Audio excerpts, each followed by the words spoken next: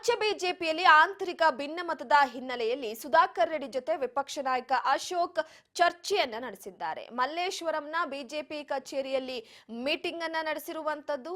ರಾಜ್ಯ ಬಿಜೆಪಿಯಲ್ಲಿ ಆಂತರಿಕ ಭಿನ್ನಮತ ಜೋರಾಗಿದೆ. ಈ ಸಂದರ್ಭದಲ್ಲಿ ಸದ್ಯದ ಮಟ್ಟಿಗೆ ಆ ಭಿನ್ನಮತವನ್ನ ಸಮಾಧಾನ ಮಾಡಬೇಕಾಗಿದೆ. ಅದು ವಿಪಕ್ಷ ನಾಯಕನ ಹೆಗಲ ಮೇಲೆ ಇರುವಂತದ್ದು. ಈ ಹಿನ್ನೆಲೆಯಲ್ಲಿ ಸುಧಾಕರ್ ರೆಡ್ಡಿ ಜೊತೆ ವಿಪಕ್ಷ ನಾಯಕ ಅಶೋಕ್ ಚರ್ಚೆಯನ್ನ ನಡೆಸಿದ್ದಾರೆ. ಮಲ್ಲೇಶ್ವರಂನಲ್ಲಿರುವಂತಹ ಬಿಜೆಪಿಯ ಕಚೇರಿಯಲ್ಲಿ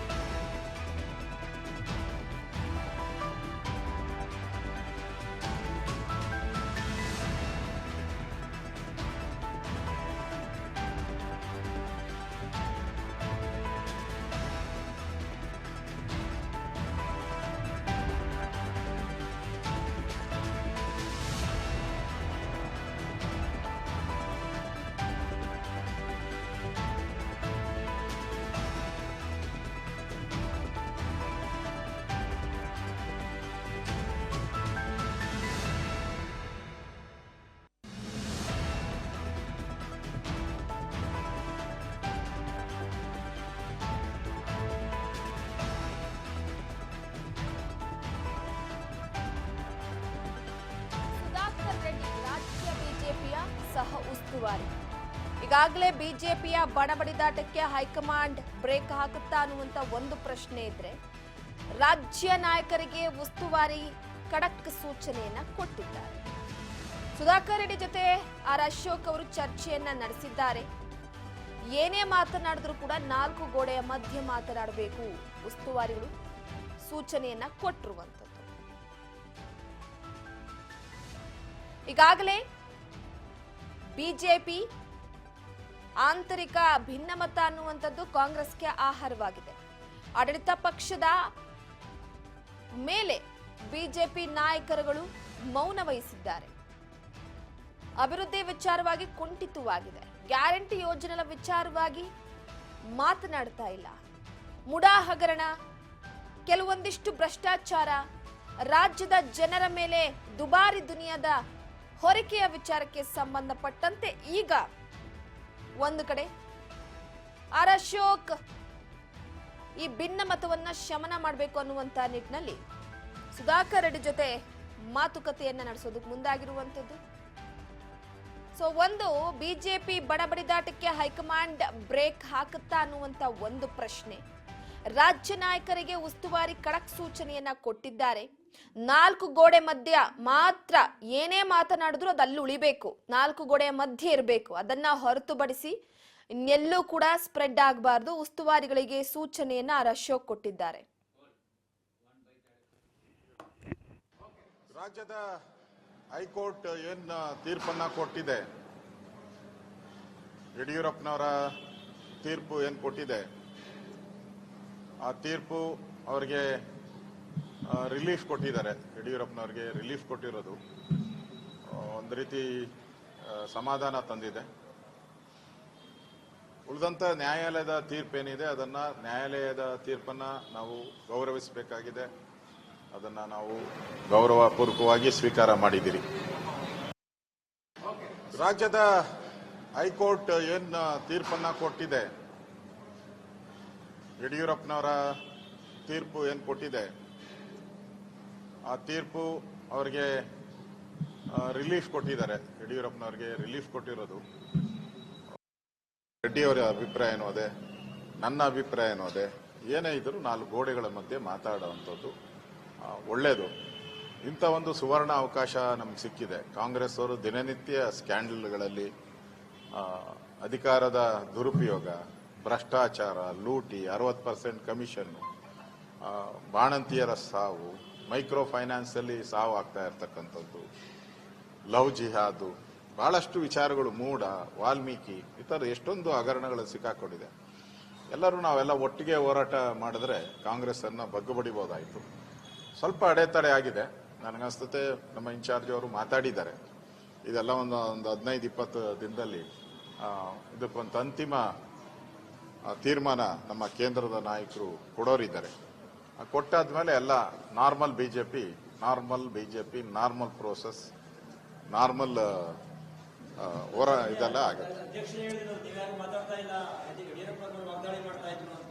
ಅದೆಲ್ಲವನ್ನ ಪಾರ್ಟಿ ನಮ್ಮ ಮಧ್ಯೆ ಈಗ ಇನ್ಚಾರ್ಜ್ ಹೇಳಿದ್ದಾರೆ, ಏನೇ ಮಾತಾಡೋದು ಪಾರ್ಟಿ 4 ಗೋಡೆಗೆ ಮಧ್ಯೆನೇ ಮಾತಾಡಬೇಕು ಅಂತ ಇನ್ಚಾರ್ಜ್ ಸೂಚನೆ ಕೊಟ್ಟಿದ್ದಾರೆ.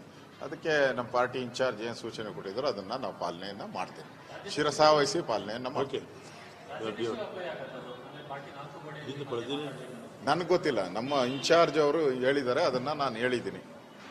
ನಮ್ಮ ಇನ್ಚಾರ್ಜ್ ಅವರು ಏನಿದ್ದಾರೆ ಅವರೇ ನಮ್ಮ ಸುಪ್ರೀಮು, ಅವ್ರೇನು ಹೇಳಿದ್ದಾರೆ ಅದನ್ನ ಹೇಳಿದ್ದೀನಿ. ಒಟ್ಟಾಗಿ ಹೋಗ್ಬೇಕು ಅನ್ನೋದು ನನ್ನ ಅಭಿಪ್ರಾಯ, ಒಬ್ಬ ಕಾರ್ಯಕರ್ತನಾಗಿ ನನ್ನ ಅಭಿಪ್ರಾಯ. ಆದಷ್ಟು ಬೇಗ ಆಗ್ತೈತೆ, ಆಗ್ಬಾರ್ದಾಗಿತ್ತು ಈ ಘಟನೆ, ನಮಗೂ ಎಲ್ಲರಿಗೂ ನೋವು ತಂದಿದೆ. ಕೆಲವು ಸರಿ ಏನು ಮಾಡೋಕ್ಕಾಗತ್ತೆ, ಪ್ರಜಾಪ್ರಭುತ್ವದ ಒಂದು ಮಾತಿನ ಸ್ವಾತಂತ್ರ್ಯದಲ್ಲಿ ಎಲ್ಲರೂ ಮಾತಾಡೋಕ್ಕೆ ಶುರು ಮಾಡಿಬಿಡ್ತಾರೆ. ಅದರಿಂದ ಪ್ರಾರಂಭದಲ್ಲೇ ಸ್ವಲ್ಪ ಕಡಿಮೆ ಆಗಿದ್ರೆ ಒಳ್ಳೇದಿತ್ತು. ಪರವಾಗಿಲ್ಲ, ಏನಾದ್ರೂ ಸರಿ ಮಾಡ್ಕೊಂಡು ಹೋಗೋದೇ. ಯಾರೇ ತಪ್ಪು ಮಾಡಿರಲಿ, ನಾನು ತಪ್ಪು ಮಾಡಿರಲಿ, ಯಾರೇ ತಪ್ಪು ಮಾಡಿರಲಿ, ಅದನ್ನು ಸರಿಪಡಿಸ್ಕೊಂಡು ಹೋಗೋದೇ ಅದು ದೊಡ್ಡ ಗುಣ ಅಂತ ನಾನು ತಿಳ್ಕೊಂಡಿದ್ದೀನಿ. All are very important senior leaders. Since few weeks and few days, we are observing airing their views publicly through media. At any point of time,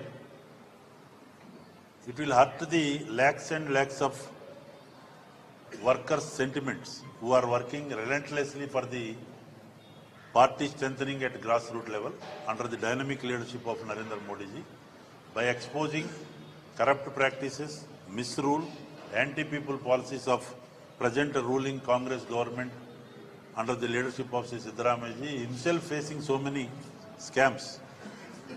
Just rightly said by our Ashok ji, our primary motive on behalf of the public as a responsible opposition party, a major party, a strong party, we have to expose their misdeeds and failures. Within the party organizational system, there is a system. Now elections are on process. In several states, already 7-8 states, president election also is over.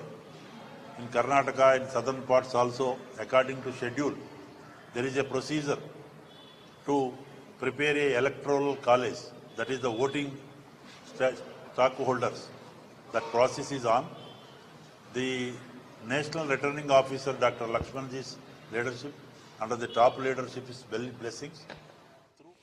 S, ಈ ಬಗ್ಗೆ ಮತ್ತಷ್ಟು update ಕೊಡ್ತಾರೆ ನಮ್ಮ ಪ್ರತಿನಿಧಿ ಬಸವರಾಜ್ ಹೂಗಾರ್ ಸಂಪರ್ಕದಲ್ಲಿದ್ದಾರೆ. ಬಸವರಾಜ್, ಪ್ರಮುಖವಾಗಿ ನೋಡಿ BJP ಪಾಳೆಯದಲ್ಲಿ ಆಂತರಿಕ ಭಿನ್ನಮತ ಮತ್ತಷ್ಟು ಹೆಚ್ಚಾಗ್ತಾ ಇದೆ.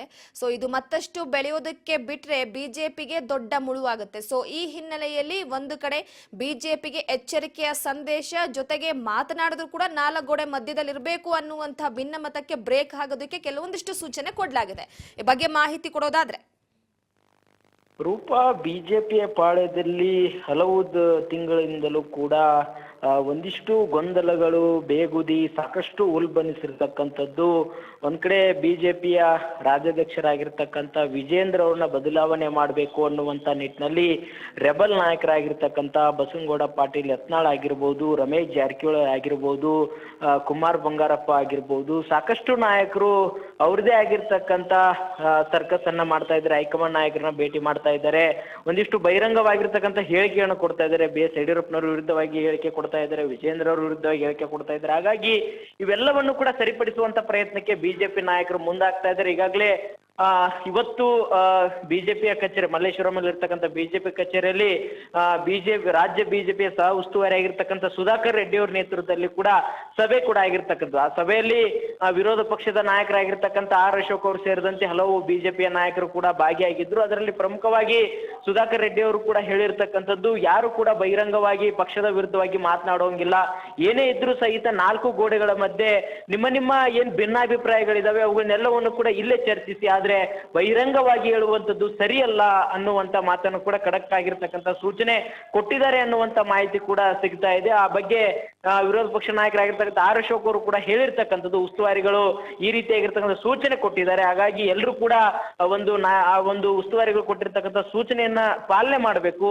ಸುಖ ಸುಮ್ಮನೆ ಗೊಂದಲವನ್ನ ಸೃಷ್ಟಿ ಮಾಡಬಾರ್ದು, ಪಕ್ಷಕ್ಕೆ ಡ್ಯಾಮೇಜ್ ಆಗುವಂತ ನಿಟ್ಟಿನಲ್ಲಿ ಮಾತನಾಡಬಾರ್ದು ಅನ್ನುವಂಥದ್ದು ಕೂಡ ಬಿಜೆಪಿಯ ನಾಯಕರು ಯಾರು ಕೂಡ ಮಾತನಾಡುವಂತಿಲ್ಲ ಅನ್ನುವಂತ ನಿಟ್ಟಿನಲ್ಲಿ ಕೂಡ ಈಗ ಸಹ ಉಸ್ತುವಾರಿಗಳು ಕೂಡ ಸೂಚನೆ ಕೊಟ್ಟಿದ್ದಾರೆ ಅನ್ನುವಂತ ನಿಟ್ಟಿನಲ್ಲಿ ಕೂಡ ಇವತ್ತು ಆರ್ ಅಶೋಕ್ ಅವರು ಹೇಳಿರ್ತಕ್ಕಂಥ. ಹಾಗಾಗಿ ರೂಪ ಈಗಾಗಲೇ ಒಂದ್ ಕಡೆ ಹೈಕಮಾಂಡ್ ನಾಯಕರು ಕೂಡ ಈ ಬಗ್ಗೆ ಸಾಕಷ್ಟು ಗಮನ ಹರಿಸ್ತಾ ಇದ್ದಾರೆ. ಬಿಜೆಪಿಯ ರಾಜ್ಯಾಧ್ಯಕ್ಷ ಸ್ಥಾನದ ಚುನಾವಣೆ ಕೂಡ ಇದೆ. ಆದ್ರೂ ಸಹಿತ ಒಬ್ಬರ ಮೇಲೊಬ್ಬರ ಹೇಳಿಕೆಗಳು, ಆರೋಪ ಪ್ರತ್ಯಾರೋಪಗಳು ಕೂಡ ಇನ್ನು ಕೂಡ ನಿಲ್ತಾ ಇಲ್ಲ. ಹಾಗಾಗಿ ಈಗ ಸಹ ಉಸ್ತುವಾರಿ ಬಿಜೆಪಿಯ ರಾಜ್ಯ ಸಹ ಉಸ್ತುವಾರಿ ಆಗಿರ್ತಕ್ಕಂಥ ಸುಧಾಕರ್ ರೆಡ್ಡಿ ಅವರ ಮುಖಾಂತರ ಇದನ್ನ ತಿಳಿಪಡಿಸುವಂತ ಪ್ರಯತ್ನಕ್ಕೆ ಹೈಕಮಾಂಡ್ ನಾಯಕರು ಮುಂದಾಗಿರ್ತಕ್ಕಂಥದ್ದು.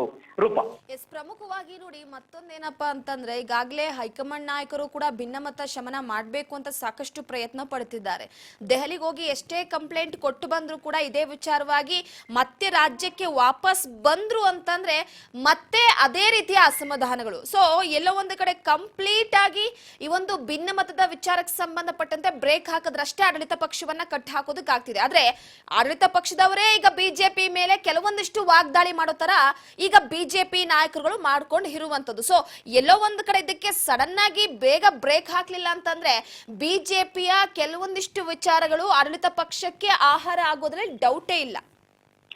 ಖಂಡಿತ ರೂಪ, ಆಡಳಿತ ಪಕ್ಷವನ್ನ ಕಟ್ಟಿ ಹಾಕುವಂತ ಪ್ರಯತ್ನಕ್ಕೆ ಬಿಜೆಪಿ ನಾಯಕರು ಹೋಗ್ಬೇಕು. ಆದ್ರೆ ಅವರ ಪಕ್ಷದಲ್ಲೇ ಒಂದಿಷ್ಟು ವಿರೋಧದ ಹೇಳಿಕೆಗಳು, ಮತ್ತೆ ಅವರದೇ ನಾಯಕರನ್ನ ಟಾರ್ಗೆಟ್ ಮಾಡೋದು, ಮತ್ತೆ ಅವರ ಪಕ್ಷದ ನಾಯಕರ ವಿರುದ್ಧವಾಗಿ ಮಾತನಾಡೋದು, ಹೇಳಿಕೆಗಳನ್ನ ಕೊಡೋದು, ಈ ರೀತಿಯಾಗಿರ್ತಕ್ಕಂಥ ನಡೆ ಎಲ್ಲೋ ಒಂದ್ ಕಡೆ ಇದು ಸಹಜವಾಗಿ ಆಡಳಿತಾರೂಢ ಪಕ್ಷಕ್ಕೆ ಇದು ಪ್ಲಸ್ ಪಾಯಿಂಟ್ ಆಗಿ ಸಿಗುತ್ತೆ. ಮತ್ತೆ ಅವ್ರನ್ನ ಆಡಳಿತಾರೂಢ ಪಕ್ಷವನ್ನ ತಿದ್ದಬೇಕು, ಅವ್ರು ಎಡವಿದಾಗ ತಿದ್ದುವಂತ ಕೆಲಸ ವಿಪಕ್ಷ ನಾಯಕ ಸ್ಥಾನದಲ್ಲಿರ್ತಕ್ಕಂಥ ಪಕ್ಷದ ನಾಯಕರು ಮಾಡ್ಬೇಕು. ಆದ್ರೆ ಇವರ ಪಕ್ಷದಲ್ಲೇ ಕೆಲವೊಂದಿಷ್ಟು ಗೊಂದಲಗಳು, ಅವರವರ ವಿರುದ್ಧವಾಗಿ ಹೇಳಿಕೆಗಳು, ಇವೆಲ್ಲವೂ ಕೂಡ ಎಲ್ಲ ಒಂದು ಕಡೆ ಇದು ಆಡಳಿತಾರೂಢ ಪಕ್ಷಕ್ಕೆ ಅಸ್ತ್ರ ಎಂಬಂತೆ ಕಾಣ್ತಾ. ಅದನ್ನೇ ನಿನ್ನೆ ವಿಜೇಂದ್ರ ಕೂಡ ಹೇಳಿದ್ರು, ನಾವು ಸರ್ಕಾರದ ಏನು ಈಗ ಕಾಂಗ್ರೆಸ್ ಪಕ್ಷದ ಸರ್ಕಾರದ ವಿರುದ್ಧವಾಗಿ ಅವರು ಮಾಡಿರ್ತಕ್ಕಂಥ ತಪ್ಪುಗಳನ್ನ ಎತ್ತಿ ಇಡುವಂತ ನಿಟ್ಟಿನಲ್ಲಿ ನಾವು ಮುಂದಾಗಬೇಕು. ಆದ್ರೆ ನಮ್ಮವರೇ ಈ ರೀತಿಯಾಗಿರ್ತಕ್ಕಂಥ ನಡವಳಿಕೆ ಮಾಡಿದ್ರೆ ಎಷ್ಟರ ಮಟ್ಟಿಗೆ ಸರಿ ಅನ್ನುವಂಥದ್ದು ಕೂಡ ವಿಜೇಂದ್ರ ಅವರು ಹೇಳಿರ್ತಕ್ಕಂಥದ್ದು. ಹಾಗಾಗಿ ಬಿಜೆಪಿ ಪಕ್ಷದಲ್ಲಿನ ಆಂತರಿಕ ಗೊಂದಲಗಳು, ಮುಸುಗಿ ಗುದ್ದಾಟ ಇವೆಲ್ಲವನ್ನು ಕೂಡ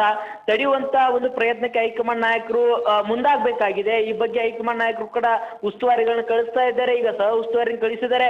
ಆದ್ರೂ ಸಹಿತ ಇದನ್ನ ಈ ಒಂದು ಮುಸುಕಿನ ಗುದ್ದಾಟವನ್ನ ಶಮನ ಮಾಡುವಂತ ಪ್ರಯತ್ನ ಆಗ್ತಾ ಇಲ್ಲ ಅನ್ನುವಂಥದ್ದು ಕೂಡ ಬಿಜೆಪಿಯ ಪಾಳ್ಯದಲ್ಲಿ ಕೆಲವೊಂದಿಷ್ಟು ನಾಯಕರು ಹೇಳ್ತಾ ಇದ್ದಾರೆ. ಯಾಕಂತಂದ್ರೆ ಪದೇ ಪದೇ ಆಗಿರ್ತಕ್ಕಂಥ ಹೇಳಿಕೆಗಳು, ಅವರ ಒಂದು ದೆಹಲಿಯ ದಂಡಯಾತ್ರೆ ಇವೆಲ್ಲವನ್ನು ನೋಡ್ತಾ ಹೋದ್ರೆ ಬಿಜೆಪಿಯ ಪಕ್ಷದಲ್ಲಿರ್ತಕ್ಕಂಥ ರಾಜ್ಯ ನಾಯಕನ ಹಿಡಿದಲ್ಲಿ ಇಟ್ಟುಕೊಳ್ಳುವಂತ ನಿಟ್ಟಿನಲ್ಲಿ ಬಿಜೆಪಿ ಹೈಕಮಾಂಡ್ ನಾಯಕರು ಎಲ್ಲೋ ಒಂದ್ ಕಡೆ ವಿಫಲರಾದ್ರ. ಯಾಕಂತಂದ್ರೆ ಒಂದ್ ಕಡೆ ಬಸನಗೌಡ ಪಾಟೀಲ್ ಯತ್ನಾಳ್ ಒಂದ್ ಕಡೆ ಹೇಳಿಕೆ ಕೊಡ್ತಾರೆ, ಇತ್ತ ರೇಣುಕಾಚಾರ್ಯ ಅವರು ಒಂದ್ ಕಡೆ ಹೇಳಿಕೆ ಕೊಡ್ತಾರೆ, ಕುಮಾರ್ ಬಂಗಾರಪ್ಪ ಅವರು ಹೇಳಿಕೆ ಕೊಡ್ತಾರೆ, ರಮೇಶ್ ಜಾರಕಿಹೊಳಿ ಕೊಡ್ತಾರೆ. ಹೀಗೆ ಹಲವು ನಾಯಕರು ಕೂಡ ಅವರದೇ ಆಗಿರ್ತಕ್ಕಂಥ ರೀತಿಯಲ್ಲಿ ಪಕ್ಷಕ್ಕೆ ಡ್ಯಾಮೇಜ್ ಆಗುವಂತ ನಿಟ್ಟಿನಲ್ಲಿ, ಪಕ್ಷದ ನಾಯಕರಿಗೂ ಕೂಡ ಡ್ಯಾಮೇಜ್ ಆಗುವಂತ ನಿಟ್ಟಿನಲ್ಲಿ ಹೇಳಿಕೆ ಕೊಡ್ತಾರೆ. ಆದ್ರೂ ಸಹಿತ ಹೈಕಮಾಂಡ್ ನಾಯಕರು ಯಾಕೆ ಈ ರೀತಿ ಗಮನ ಹರಿಸ್ತಾ ಇಲ್ಲ ಅನ್ನುವಂಥದ್ದು ಕೂಡ ಅವರ ಪಕ್ಷದಲ್ಲೇ ಕೆಲವಷ್ಟು ನಾಯಕರು ಅಸಮಾಧಾನ ವ್ಯಕ್ತಪಡಿಸ್ತಾ ಇದ್ದಾರೆ, ಕಾರ್ಯಕರ್ತರು ಕೂಡ ಅಸಮಾಧಾನ ವ್ಯಕ್ತಪಡಿಸ್ತಾ ಇದ್ದಾರೆ. ಹಾಗಾಗಿ ರಾಜ್ಯ ಬಿಜೆಪಿಯ ಗೊಂದಲಗಳನ್ನ ಬಿಜೆಪಿಯ ರಾಜ್ಯಾಧ್ಯಕ್ಷ ಸ್ಥಾನದ ಚುನಾವಣೆ ಬಳಿಕ ಆದ್ರೂ ಸರಿ ಮಾಡ್ತಾರಾ ಅನ್ನುವಂಥದ್ದು ಕಾದಷ್ಟೇ ನೋಡ್ಬೇಕಾಗಿದೆ. ರೂಪ, ಥ್ಯಾಂಕ್ ಯು ನಿಮ್ಮೆಲ್ಲ ಮಾಹಿತಿಗಾಗಿ ಬಸವರಾಜ್.